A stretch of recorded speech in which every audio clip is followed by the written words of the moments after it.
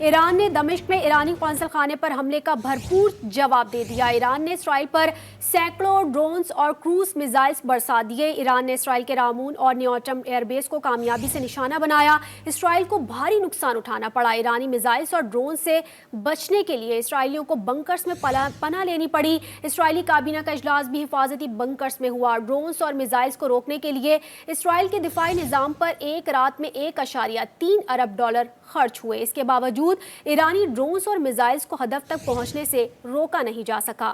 اقوام متحدہ میں ایرانی مشن نے ایک بیان میں کہا ہے کہ اسرائیل پر فوجی کارروائی دمشق میں ایرانی سفارت خانے پر اسرائیلی حملے کے جواب میں کی گئی۔ معاملے کو اب ختم سمجھا جائے۔ اگر اسرائیلی حکومت نے کوئی اور غلطی کی تو ایران کا رد عمل پہلے سے بھی شدید ہوگا۔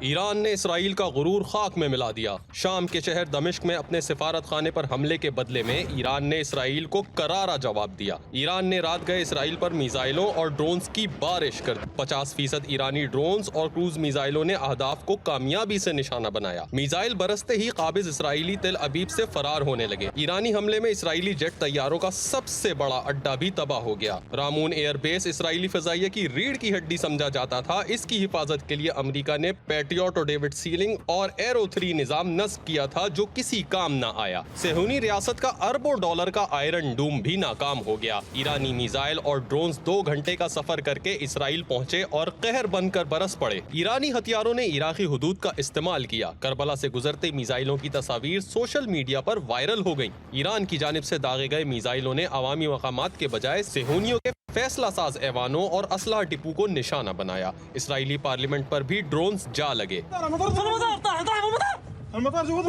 اسرائیلی وزیر اعظم اپنی فوجی قیادت کے ساتھ زیر زمین بنکر میں چھپ گئے۔ تصاویر سوشل میڈیا پر وائرل ہو گئیں۔ ایرانی حملے کے بعد اسرائیلی شہری رونے لگے۔ حملے کے بعد اسرائیل میں اسکولز اور یونیورسٹیاں بند کر دی گئیں۔ اجتماعات کو بھی محدود کر دیا گیا۔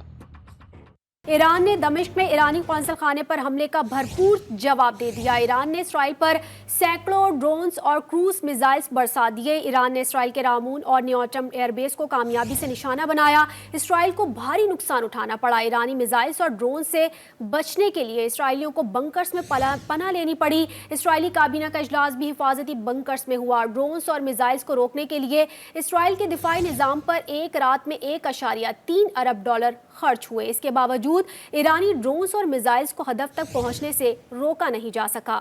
اقوام متحدہ میں ایرانی مشن نے ایک بیان میں کہا ہے کہ اسرائیل پر فوجی کارروائی دمشق میں ایرانی سفارت خانے پر اسرائیلی حملے کے جواب میں کی گئی۔ معاملے کو اب ختم سمجھا جائے۔ اگر اسرائیلی حکومت نے کوئی اور غلطی کی تو ایران کا رد عمل پہلے سے بھی شدید ہوگا۔ ایران نے اسرائیل کا غرور خاک میں ملا دیا۔ شام کے شہر دمشق میں اپنے سفارت خانے پر حملے کے بدلے میں ایران نے اسرائیل کو کرارا جواب دیا۔ ایران نے رات گئے اسرائیل پر میزائلوں اور ڈرونز کی بارش کر دی۔ 50% ایرانی ڈرونز اور کروز میزائلوں نے اہداف کو کامیابی سے نشانہ بنایا۔ میزائل برستے ہی قابض اسرائیلی تل ابیب سے فرار ہونے لگے۔ ایرانی حملے میں اسرائیلی جیٹ طیاروں کا سب سے بڑا اڈا بھی تباہ ہو گیا۔ رامون ایئر بیس اسرائیلی فضائیہ کی ریڑھ کی ہڈی سمجھا جاتا تھا۔ اس کی حفاظت کے لیے امریکہ نے پیٹریوٹ اور ڈیوڈ سیلنگ اور ایرو 3 نظام نصب کیا تھا جو کسی کام نہ آیا۔ صہیونی ریاست کا اربوں ڈالر کا آئرن ڈوم بھی ناکام ہو گیا۔ ایرانی میزائل اور ڈرونز 2 گھنٹے کا سفر کر کے اسرائیل پہنچے اور قہر بن کر برس پڑے۔ ایرانی ہتھیاروں نے عراقی حدود کا استعمال کیا۔ کربلا سے گزرتے میزائلوں کی تصاویر سوشل میڈیا پر وائرل ہو گئیں۔ ایران کی جانب سے داغے گئے میزائلوں نے عوامی مقامات کے بجائے صہیونیوں کے فیصلہ ساز ایوانوں اور اسلحہ ڈپو کو نشانہ بنایا۔ اسرائیلی پارلیمنٹ پر بھی ڈرونز جا لگے۔